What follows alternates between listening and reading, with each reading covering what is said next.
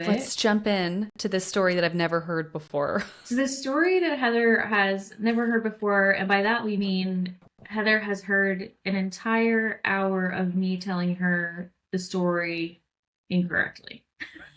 hmm So this episode is going to be a little bit different because Heather has heard this story extensively, and not only did she hear the story, she heard every rendition of what we hashed out, what we might think would have happened, which some things still hold up, and some things are still very viable. Well, I was on my little walk today thinking about Mhm. re-recording this, and I'm really excited because I feel like Mhm. with the correction that I'm sure you'll talk about, Mhm. it will change how I hear the whole story because I am telling you, I need to go back and find some YouTube video, right, of this story because I swear it has always been told incorrectly if that's the case. So I'll let you get to it. Genuinely. Okay, so we are talking about the Sodder children, the Sodder family. For those of you who, well, if you clicked on this episode, you know what it's about. So let's start there. We're talking about two parents, Jenny and George Sodder, both Italian immigrants. They get married in the 20s. They did not have five kids. This is where I really, really messed up, is hmm because I have a problem with taking things way too literally. And this has taught me a lot because everything I read, and even going back through my notes, and I'll tell you how I caught it. So when we recorded the episode, all of my notes said they, their five children, hmm the five children. hmm They had five children that went missing.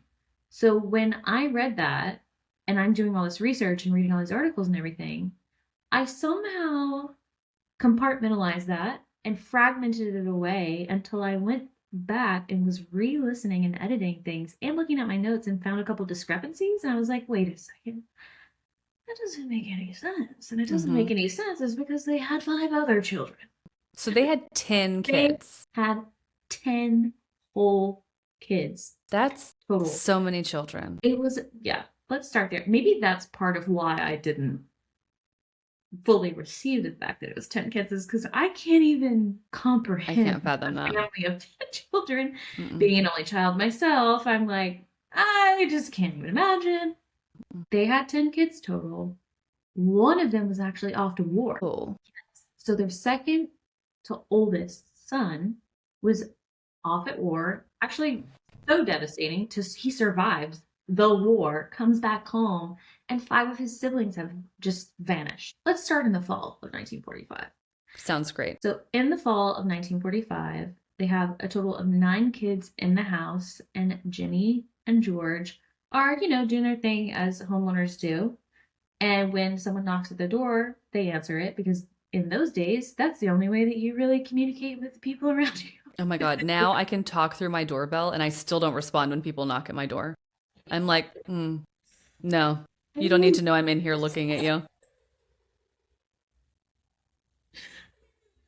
the edge of I don't know at what point in what decade answering the door became a very big risk of like this is I could do you know what I mean? Like I what think as a breeds a child child now, do you think? as a child of the 90s, I can remember being home alone at like 11, 12, and UPS would come and knock on the door and I would throw my body behind the kitchen Oh, I would island. hide. I would hide. Yes, I Yeah. like threw myself down like a grenade had been launched at me, Yeah. as opposed to just like not answering the door. I was You like, know, I I had to have to be on hide. the ground. They can't know that I'm They in can't, here. yeah, as they see like a head like arch through the air. Yeah. hmm Yeah, is that kid okay? Now they're knocking on the door for like a welfare check. Leave. There's a child laying in the floor. Two separate people visit them. They're both strangers at this time. One of them comes pretending to look for work. He wanders around the back of the house and he points at a fuse box. This random man told George that fuse box was going to cause a fire someday. And George reportedly found that it was very strange because he had all the wires inspected and that the power company had said that everything was totally fine. The second stranger was an insurance salesman George turns him down for a policy, and the guy absolutely just gets super upset. And he's like, this whole house is going to go up in smoke. Yes. The guy gets really upset. He says that reportedly his children would be destroyed. Right. Mm-hmm. And, right. This is the same man that allegedly reportedly got upset, and then neighbors or people around stated that it was because of George's very strong opinions about being anti-Mussolini at the time, which you and I had a very long conversation about. Yes. Because one of the things about being anti-Mussolini was that with the whole entire neighborhood of Italian immigrants, weirdly enough, and so it goes, many of them were okay with what Mussolini was doing. Right. And George was very anti-Mussolini, anti-establishment, Yeah. anti all of those things, anti-fascist. So George's older sons, after these two strangers show up, also report that they noticed a car parked on the highway near their house in the weeks before Christmas, reportedly with people inside watching the younger kids walk home from school. I don't like that. Obviously a huge problem. None of this ever gets reported. And it, you know, is said that it's like, okay, this isn't something that we're taking too seriously. Also, if they had, what would be done about it? Absolutely nothing, I'm Yeah, sure. I mean, you could call that in now and nothing would be done about it. So I can't imagine because we're in the 40s. Are we in the 45. 40s? Mhm. Yeah, they would be like, okay, don't call here again. What do you want? If you're not actively, if something's not quite literally on fire, even then, as you'll see, that just Yeah, takes yeah, them a yeah, long yeah. time to get there. So, Christmas Eve, fast forward a few months, apparently this whole night is completely normal until after everybody starts going to bed. So, let me run down, just to clarify, the five children, the five children that went missing versus the ones that escaped. Okay, so I'm going to start from the very beginning. We have John, who is 22. He's in the house. He Okay. escapes. Marion, who's 19. He's in the house. He escapes. Joe, 17. He's the one that's away at war. So I guess he was the third oldest. George Jr., 16, in the house, escapes. Maurice, 14, in the house. He goes missing. Martha, 12, in the house. She goes missing. Louis, 9, in the house. He goes missing. Jenny Jr., 8, in the house. Missing. Betty, that makes 5, in the house. Missing. Sylvia, the youngest, who gets carried out by her parents. 3, obviously she escapes. So the oldest daughter had been working. She brings home some gifts for her younger sisters. The youngest ones are so excited they beg to stay up late past their bedtime. Jenny, their mom, says this is fine as long as Maurice and Louis remember to put the cows in and feed the chickens before bed, because obviously you got to feed the cows and the chickens and put everybody away before bed. Right. George and the two oldest boys had been working all day and they were already asleep. Okay. George and the two oldest asleep. Okay. Jenny took Sylvia, the 3-year-old, upstairs, went to bed. Okay. 12:30 in the morning, the phone rings. Jenny goes downstairs to answer it. A woman she did not recognize asking for someone she did not know. She assumes it's the wrong number. Jenny could hear, reportedly, she says, clinking glasses and laughter in the background. She hangs up. As she's heading back to bed, she notices the lights were still on and the curtains were not drawn in the living room downstairs. Okay. Which was really weird because the kids always did this when they stayed up late. That was their thing. They would draw the blinds, draw the curtains, and shut off the lights before they went to bed. So Marion, one of the ones that was downstairs, was asleep on the couch. Jenny assumed the others had already gone up to the attic where they slept. So she turns the lights off, she closes the curtains, and she goes back to bed. At 1 a.m., she hears a loud thud on the roof and something hit very hard, then it rolls. She waits, hears nothing else, and so she goes back to sleep. 30 minutes later, she wakes up smelling smoke.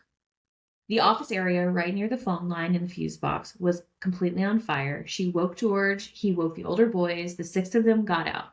As I stated, George, Jenny, Marion, George Jr., and little Sylvia.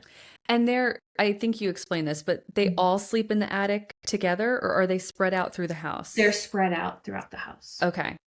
Yeah, Okay. So those five were probably just the closest to each other. correct. And okay. And got out. Yes, Okay. yes.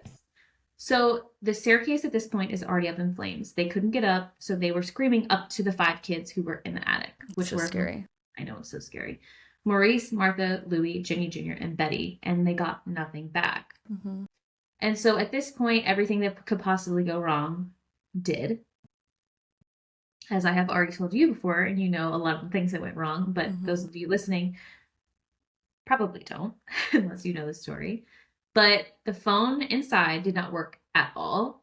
Marion ran to the neighbor's house to call the fire department. George ran for a ladder that was kept on the side of the house to reach the upstairs windows, and it was not there. He broke a window with his bare hands. He couldn't get through any of the smoke or the fire. You're thinking something. Go ahead. Well, I was going to say, when I've heard this story in the past, that always stuck out to me that the phone wasn't working.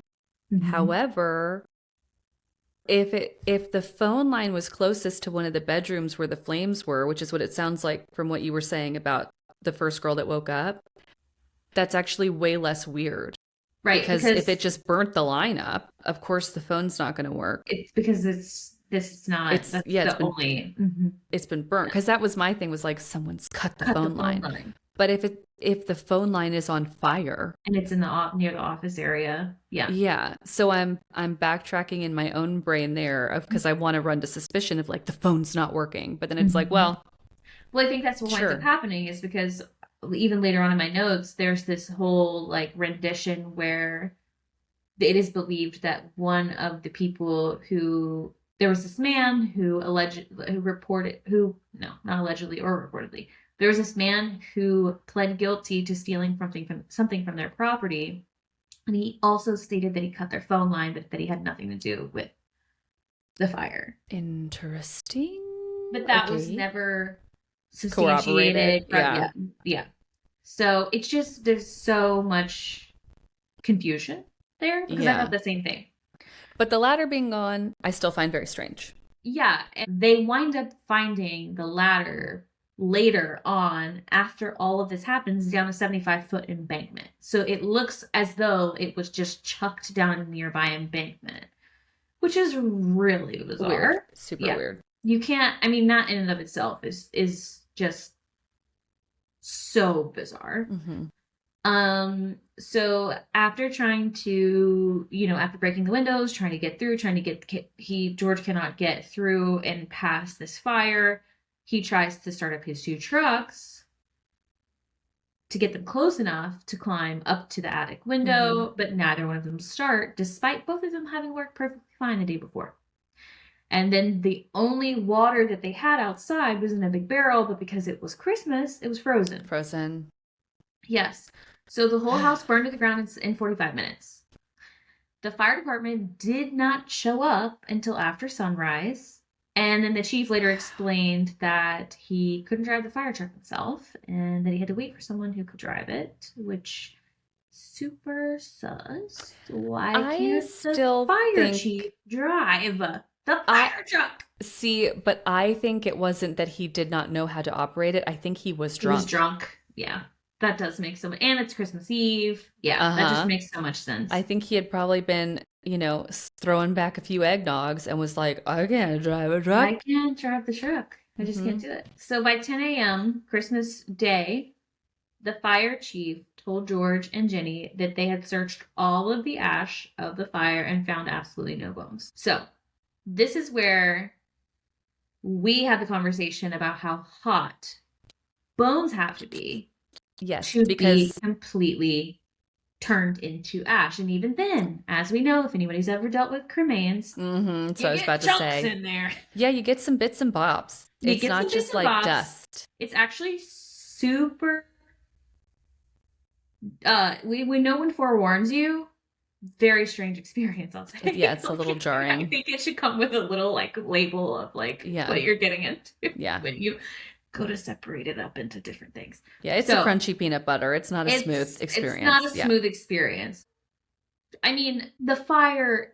First of all, it's not like 100% as many things. It's not 100% impossible, But the things It's that make it super duper unlikely. very, very, very extremely like 0.1% impossible or possible is that you have to have, I think it's about 1800 degrees Fahrenheit of heat sustained, And that's no the thing. wind, the perfect amount of oxygen, and that heat has to be sustained throughout for multiple hours. It's like one and a Hmm. half at the very minimum, up to like 3 hours. And the whole house is gone in 45 And minutes. the whole house is gonna 45 minutes. This is not So, possible. and this is obviously very dark, but I mean, you would have literally seen a body burning Yeah, if that's the case. right. I think. Because I'm the not an house expert. is burning down. Yeah. Yeah, there's so many. There's The so many. time just doesn't make sense. It doesn't make any sense. And thus why George and Jenny, until the day that they die, are adamant about finding their 5 missing Hmm. children.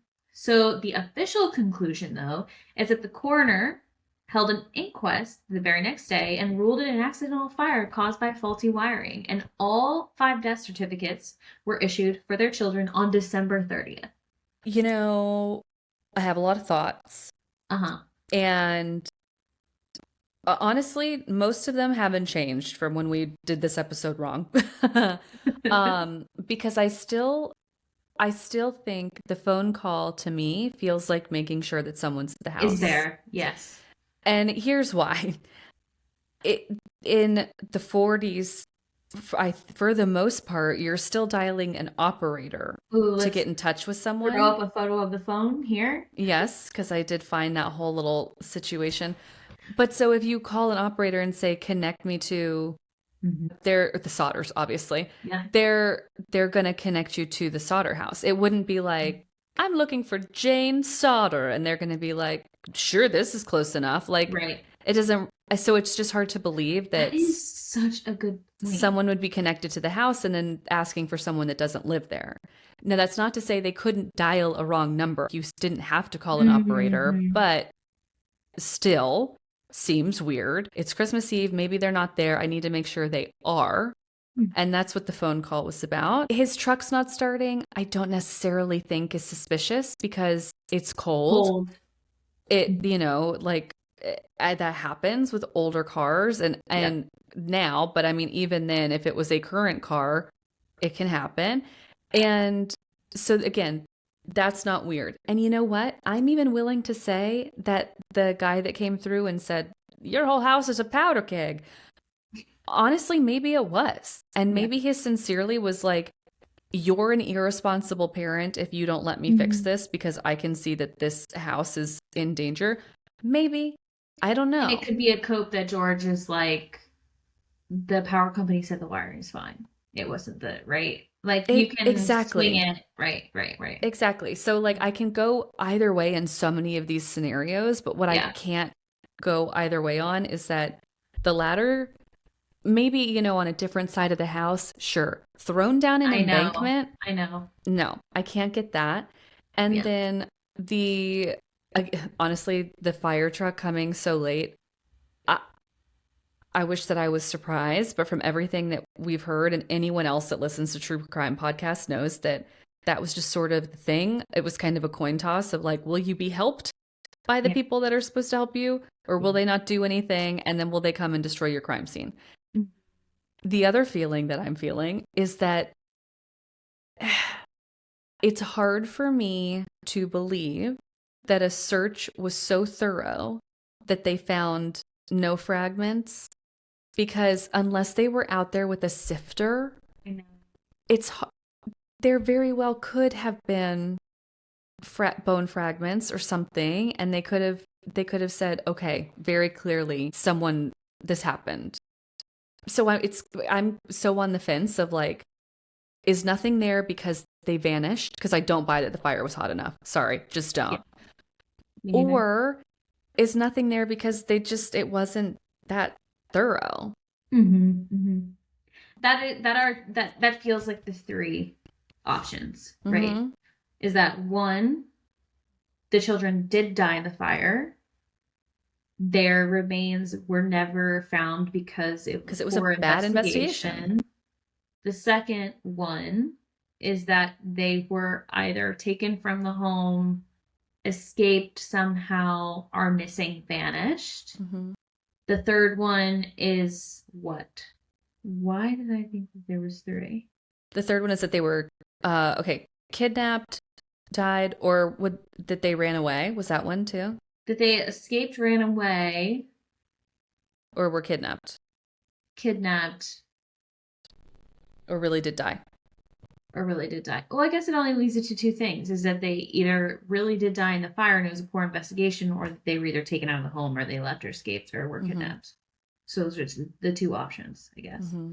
And then within those two options, there are 500,000 different ways that each one could be broken down into. But one thing that I did not say last time, which I found sifting through everything else with all this confusion, is that this is a detail that did not come out till later. Would love to get your take on this. One of the jurors on the coroner's panel was the insurance salesman who had threatened George months earlier. The man who said the house would burn and all the children would be destroyed was the one who sat in judgment of whether the fire was an accident or not. Sorry, that seems like a conflict of interest, I no? know, I know, I know. I know. Well, I know. no, but I guess it makes sense. Right? I guess it does make sense because he would kind of be like an expert testimony. I guess so. You Yes, could. no, it makes sense because Because they're they're not having a trial for did someone kidnap these children.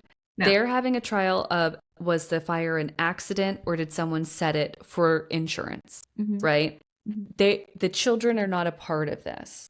So it would make sense for the coroner to go, "Hey, you actually looked at their wiring. Uh-huh. We're going to ask you what your opinion of it was and what your recommendation was that you gave to him." Because, of course, that would make sense if they're trying to say that the family set the fire on purpose to collect something and it just went wrong. But I don't like it.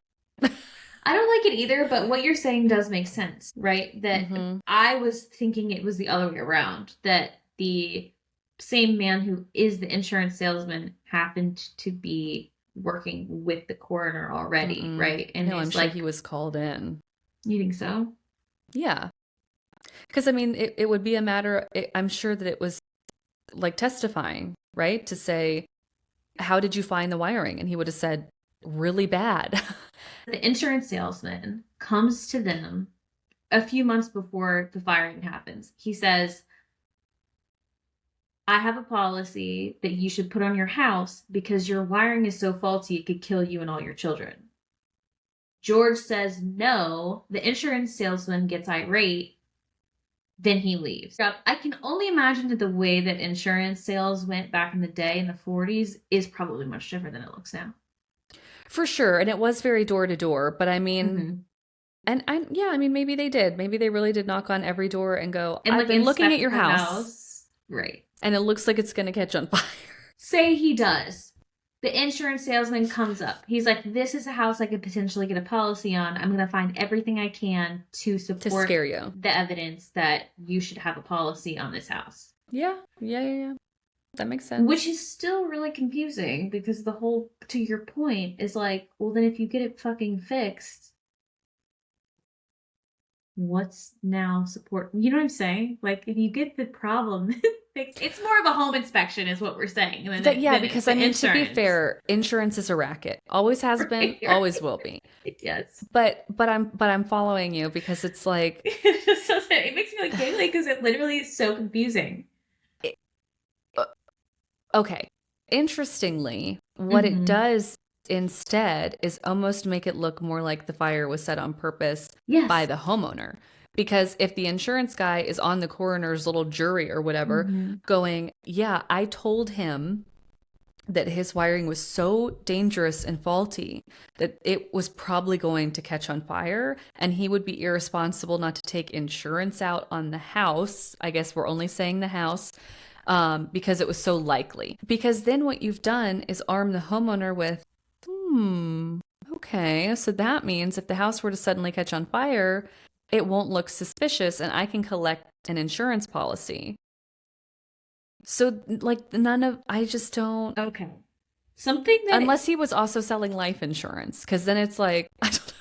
But then I'm also thinking the parents did. Okay, so this is something that I didn't understand. So, being a juror on a coroner's jury means serving as a member of a group of citizens, which obviously we know, typically 6 to 12 people, tasked with assisting the coroner or medical examiner's office in investigating the cause and circumstances of death, particularly when it's sudden, suspicious, violent, or it's occurred in state custody.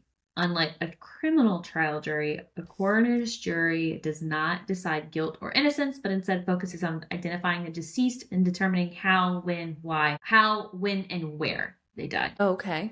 So the same insurance salesman was called as a juror and determined that it was an accident. Okay. The jury. He was called to the jury, and he was an accident. He said he voted, accident. Which again makes sense because he went there and said, I told him it was going to catch on fire, and it did accidentally. So that's fine. Still think it's odd. It's just a weird fluke. It's just weird. It's just, I mean, I could literally talk about that for the rest of the episode, but we're not going to. We're going to keep going. I'm going to cut half of what we just said out, but but it's just dumb. Especially because of what you just said. The where, when, and how someone died in a fire in their house. The end. I don't know why you need a jury for that, but go on. The coroner, when it's questionable how someone dies, or whether it was an accident on purpose, whether it was manslaughter, homicide. I guess that doesn't count. It's not how. Hold on. This strange. is so funny. Hold on. When, how? Yes. How, when, and where. Okay, anyways, this tidbit is actually so sweet and sad, is that George covered the basement with dirt and turned the entire site into a memorial garden, and Jenny tended to it for the rest of her life. We always do this. We do this every time. I look over for my notes and you've got this look on your eye. And you're like, bad person. A little suspicious. Yeah. Can I just be mean for a minute? Because, okay. Let's get into it. Yeah. Let me say, and in case anyone hasn't realized at this point, the whole rest of the episode is just us trying to solve the crime. Or identify if there is one. Yeah, and I am going to throw in a couple things that... You'll have time, but I have to say this. Yes, please, yes. If, I want to be very clear, if, God forbid, my house burnt to the ground and half of my children were unaccounted for, I do not care what a coroner says. I do not care what some, maybe drunk, maybe not drunk, fire chief says. I am in there on my hands and knees looking for anything of my babies. And here's the thing. They may very well have done that. Well, I've never heard an account that happened. I don't know. Like, if you Google... And all I'm saying is that if he's then in there covering that spot and making it a garden, etc., and maybe that makes me a horrible person, because I'm not saying the sentiment isn't beautiful. Of course it is. But I just, before I made it a garden, I would be just digging like a lunatic nonstop in there. Oh, absolutely. With sifting through every single fiber and morsel that existed. Yeah. Yeah. So, see, that's the frustrating part, is because we don't have that chunk of time, right? That it does say there are reports that I have read. There's things, still tidbits of that Jenny conducted her own experiments with bones to see like to what degree and how much, and like tried to like burn bones and do different things with bones. But we have no data or anything of like, okay, but did they dig through everything themselves? We don't know that information. So it could be that they dug through it all and they didn't find bones either, or that they never touched it and that they just. But even then, like if you were to clear the remains of the house themselves, don't you have to kind of dig through everything anyways to some extent and clean it up? That's what I'm thinking. And So you have to have gone through everything to clean everything up, and then for it to be a property that you still, from everything I've read, I'm sure maybe they built another house. I have no idea, but they tended to that land for years and years and years. It's frustrating because Occam's razor says it's a horrible tragedy and the kids perished. Right. But there's just enough weird stuff. And again, the rolling, the thing Yes. landing on the roof and rolling to me feels like a Molotov cocktail. Mm-hmm. And so you have this experience of things are strange and there were already suspicious things happening before, because even if you forget the insurance guy, Mm-hmm. you've got the car watching the kids. You know, there's Yeah. there's weirdness afoot. Which leads me to, I have a whole entire list of other things that were also Okay. weird. Go. So many of the threads that the family pulls out of the story of, okay, well, it was an electrical fire, it was an accident, all the kids perished, to the end, we're done. Mm-hmm. First of all, if it was an electrical fire, why would it make sense for the Christmas lights to have still been on? So the Christmas lights were on while the fire was going, which wouldn't make any sense, right? Right? Well, then that also kind of The phone line potentially messes with the phone line, phone but maybe lines, not which are because of the different. location. Right, But still, exactly. Yeah, there's only one phone line to my knowledge back then, right? So, Chris, whatever. It's electrical lines are different than phone lines. Second is Jenny had started burning bones. She's trying to figure out, like, she did all these experiments, and she obviously was like, okay, well, these bones are not burning and they're surviving these insane temperatures, and this is way hotter than the house ever was. So, how is it that these 5 children's bodies were never recovered? mm-hmm. As we've discussed. So, a third thing is that the telephone repairman looked into the line and that he told them that it hadn't been burned through, but that it had been cut deliberately. Yeah. Okay. So that's the data there that confirms that's okay. The telephone repairman says, "Hey, this was cut, not burned." Okay, hold on. Sorry. Mm-hmm. The telephone line is in good enough shape from this fire that was hot enough that to you can tell that it incinerate was bones. Cut. But you can tell that the phone line was cut and not burned. Right? Right? Sorry. Okay. The missing ladder, as we stated, was found at the bottom of a 75-foot embankment. A bus driver came forward and said that he'd seen people throwing what he described as a ball of fire on the roof. The house. Okay. Sylvia, playing in the brush near the house months later after the snow melted, found a hard rubber object. George looked at it and he said it looked like a pineapple bomb, a type of incendiary device that is, it's an incendiary hand grenade used in combat, as we know. The family came to believe that that's how the fire had started on the roof, not from the wiring inside. The last point here, as I've already stated, is that a man who was identified to have stolen a piece of equipment from their property was then later, he confessed to the theft. And he also admitted that he had been the one to cut the phone line, saying that he thought it was a power line, did it on accident. He denied any involvement to the fire. No record of who he actually. But what's your curiosity there then? The fact that he would have been doing it at 1 a.m. Yeah, how could he have cut here? Okay, the fact that Jenny gets a phone, did they get a phone call? Jenny answers at it like 12:30, and then there's a phone line cut in the next 30 minutes that he thought doesn't make any sense. It doesn't make any sense even if she didn't get a phone call, because we know that it would have happened at 1 a.m. What's he doing? Oh, Christmas Eve, let me just go cut power lines and steal their equipment. That's what he did, is that he actually did steal the equipment. But he was just trying to like shut the lights off to steal equipment. I guess so, yeah. And so then when he saw there were still lights on, he said, balls to the wall, let's just steal it in the light. Steal it. None of this makes sense. I know, This it's is so confusing. okay. So this one is really hard for me to talk about because it just feels so out there. Okay. The beef liver situation. Pardon me? The family hired a private investigator named C.C. Tinsley. Okay. He started doing a little digging around and he heard a rumor that Fire Chief Morris had confided to a local minister that he had actually found a human heart in the ashes. And instead of telling the family, he quietly packed it in a metal box and buried it. The minister confirmed it to George that it was true, and George and Tinsley confronted Morris directly. Morris agreed to show them where he'd buried it. They dug it up, took it to the funeral director, and they said, "That's not a human heart, that's beef liver."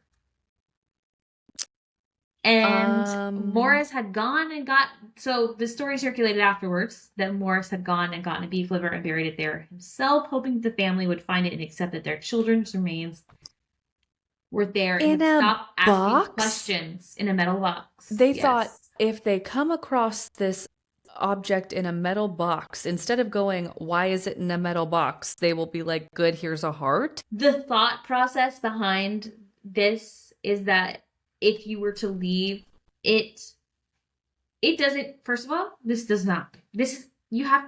first of all, remove yourself from being a woman and put yourself in and be a man. Okay. Okay. What's the easiest way for a family to accept the fact that all 5 of their children have gone missing, or to help me maybe potentially cover it up, is I'm going to take what could be mistaken as a human heart and I'm going to put it in a metal box. That way, when the box melts, this remain is left. Right? Because it can get hot enough listen, to where it can melt. I am tracking with the idea. That's not my problem. This is you. Right. Okay.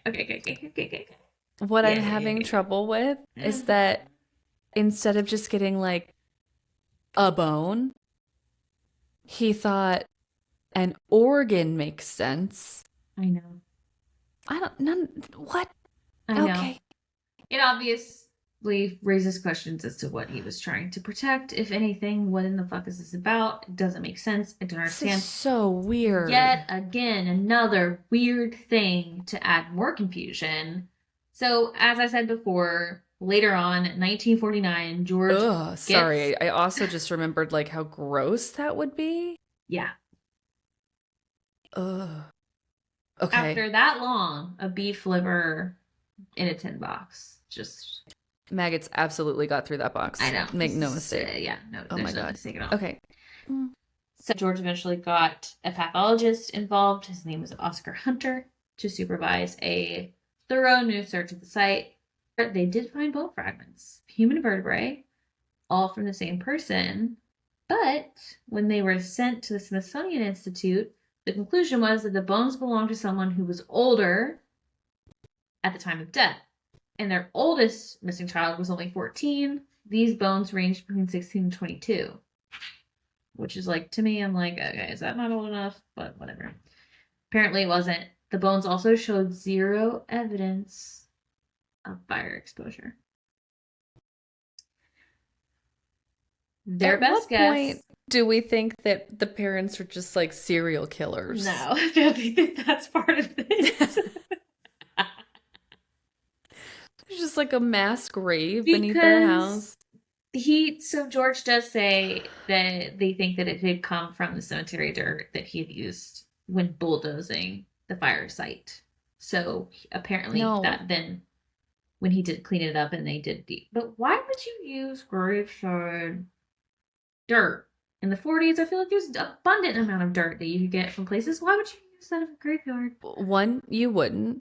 And 2, I could go and dig in a graveyard right now. And not get bones. And not find none of this story makes sense. I know, it's infuriating. And guess what? We get no clarity. If you guys already haven't figured that part out, there's no answers at the end of this. This is only just us stirring and kicking a can around of frustration. So, these are going to be the last few things that I tell you. sightings. Uh, Mm-hmm. There was reportedly a woman who saw the children speeding away in a passing car. That's all we know. Another woman reportedly saw the children at a rest stop getting breakfast. Another woman, these are all women. Another woman who ran a hotel in Charleston said that 5 kids checked in around midnight about a week after the fire with 2 men and 2 women who appeared Italian. Don't know what that means.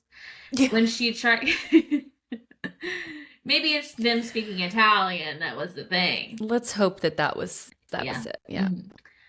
When she tried to speak with the children, one of the men gave her a hostile look, she said, and started speaking rapidly in Italian. They apparently left early the next morning, and obviously investigators don't know if that witness testimony is credible or not. And she had only seen photos of the children years after the fire and came forward after that. So this was years later. She comes back and she says, oh, there was these children that I remember years ago. Right. So George chased leads for the rest of his life, taking him all over the country. And a woman named Martha had told him, a woman told him Martha was being held in a convent in St. Louis. And another bar patron told them that they had overheard a conversation about Christmas Eve fire in West Virginia, and that it's like a bunch of nonsense that went nowhere, which is also pretty metaphoric for the entire experience. It just the fire lived out the rest of that's what they did for the rest of their lives, it seems. So the very last kind of tidbit of, I guess you would say, evidence question mark here is that in 1967, Jenny went to the mailbox and she finds an envelope with no return address. It's postmarked as Central City, Kentucky, and inside was a photograph of a young man around 30 years old. He had features that reportedly strongly resembled that of Bluey, what he would look like as an adult, potentially. And he also would have been in his 30s if he'd survived. And on the back, it said, Louis Sodder, I love Brother Frankie, little boys, and then had like the number of something was the number. They hired another private investigator who I guess took their money and ran because he never reported back to them and they could never find him again.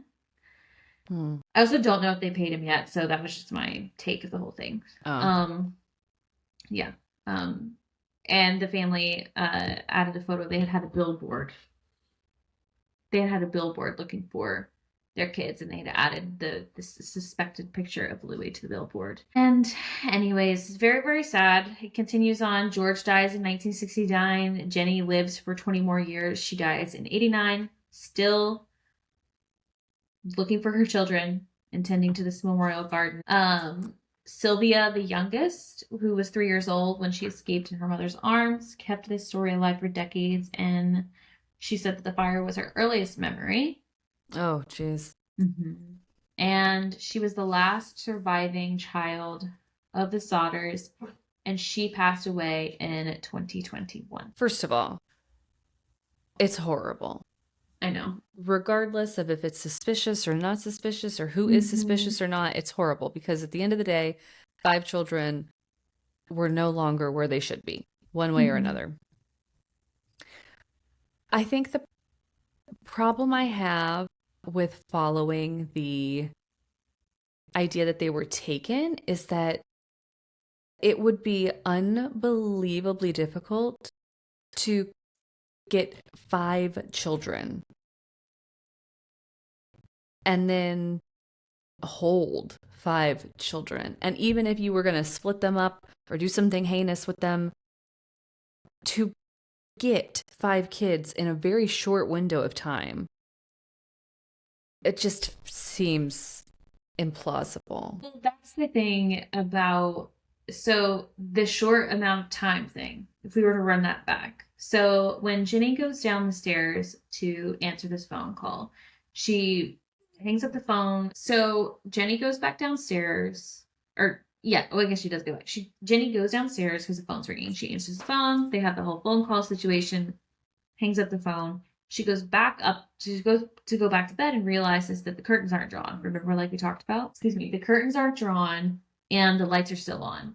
So at that point is when a lot of people who believe that the children were kidnapped or that they They were somehow go already missing gone. is that at that point they were already gone, and that the fact that the curtains weren't drawn and the lights were still on supports the evidence that the kids were taken before the fire even started. Right. So it would only make Still hard.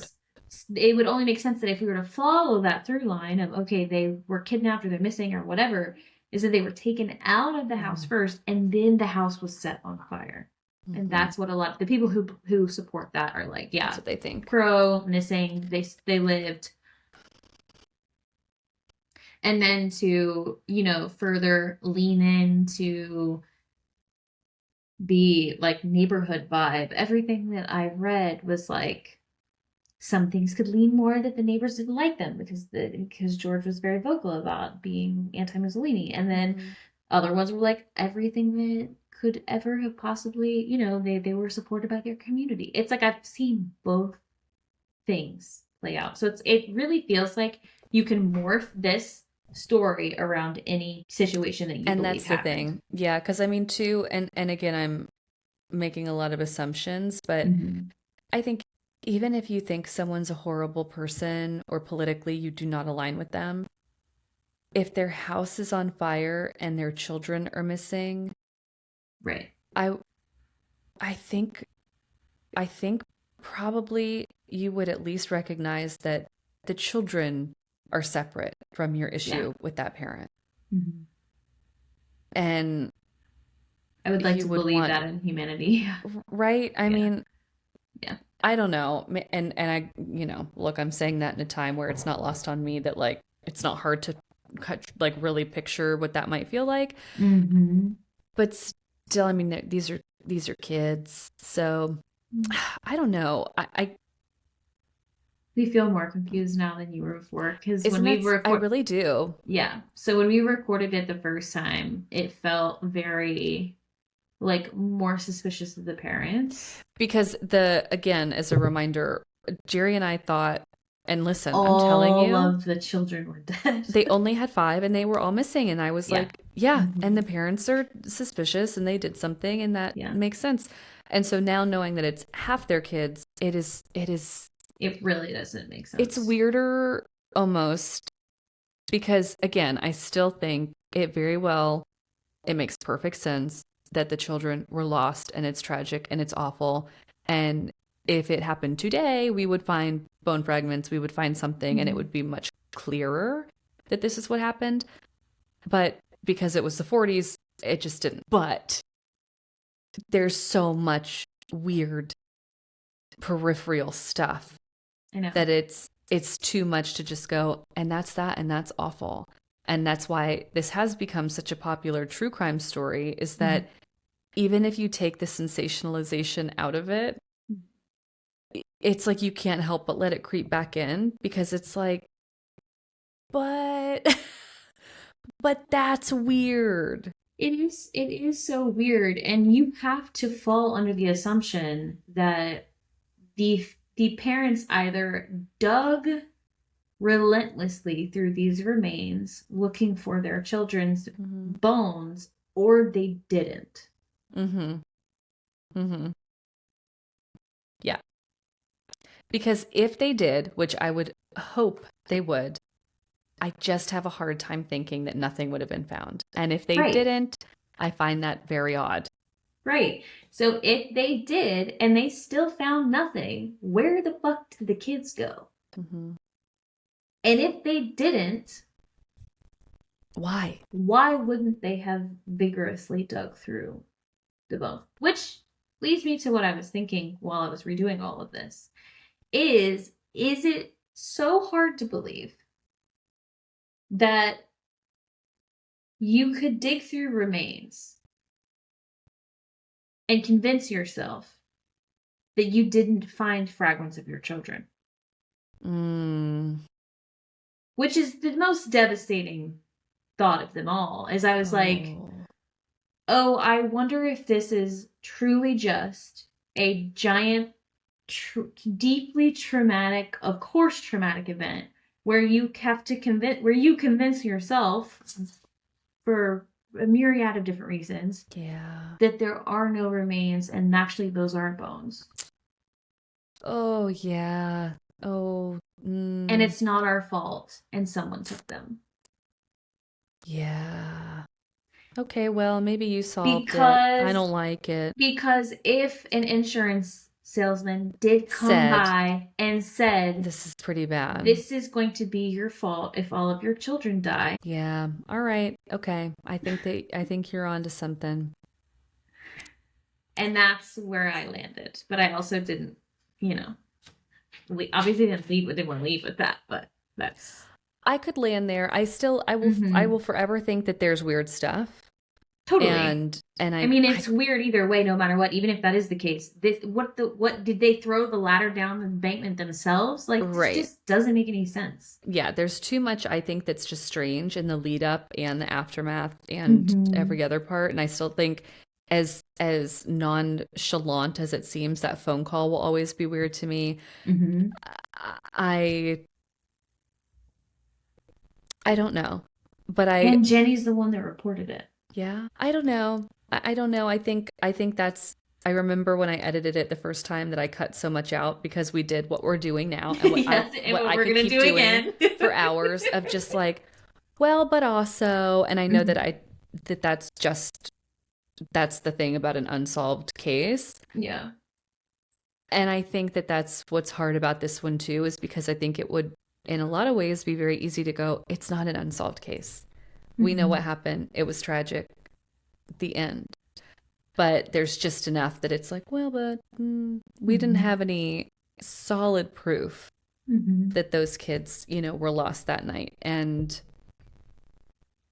that's hard. So, Yeah. but I'm with you. I mean, I can see that too. And who knows, maybe there are things that just weren't reported very well. And it is a matter of like the fire chief did find fragments or did find something and they were like, no, that's not what that is. And maybe that's why he had this very bizarre plan of like, maybe if I put an animal intestine somewhere, then that they'll have to, reckon with it. But then it's also hard to believe that he's playing a shrink somehow in this like bizarre exercise of you have to come to terms with reality. Doubt it. He couldn't even operate a vehicle. So, but that's exactly it. That's exactly why I could do this all night, is because every time you kind of come up with an idea, it's so easy to talk yourself out of it and then find another one and then do the same. So I don't know. I think this is such a great example of how things can be so incredibly misconstrued, and that a storyline, and by storyline I mean like quite literally people's, because I don't want to dismiss the, obviously the, it's not just a story. That's what I'm saying. Like the evidence, the reports, the, circumstantial things. Not only do our brains just change our memories and stuff to protect us, also things can be manipulated. And it made me thinking, go back, like, oh, I wonder what all episodes I've done this with.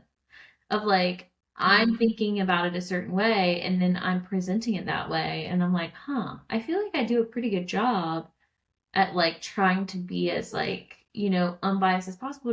But it's not possible to be. Yeah, because I mean, you have bias even when you don't think that you do. Exactly. So it's like, there's a lot of projection. Yes. Well, and again, that's why I was like, if this happened to me, and but this isn't my story. Thank God. I mean, but I don't know. Well, either way, you did a great job. And even though this is technically the second time I heard it, it still felt like new because it's just a tricky one. And I think I've never skipped this story on any podcast or, YouTube series or anything that I've seen because it is odd. Bewildering. And yes. And it's hard to feel closure around it. Yeah. Well, I feel like we're getting like the smallest, most, the tiniest little fragment of what other people in their family experience their whole lives to some extent, right? Yeah, 100%. Anyways, that's it. Round Well, great two. job. Thanks. I'll be frustrated all over again that We'll I don't know what see. happened. We'll see you next time. Bye. Bye.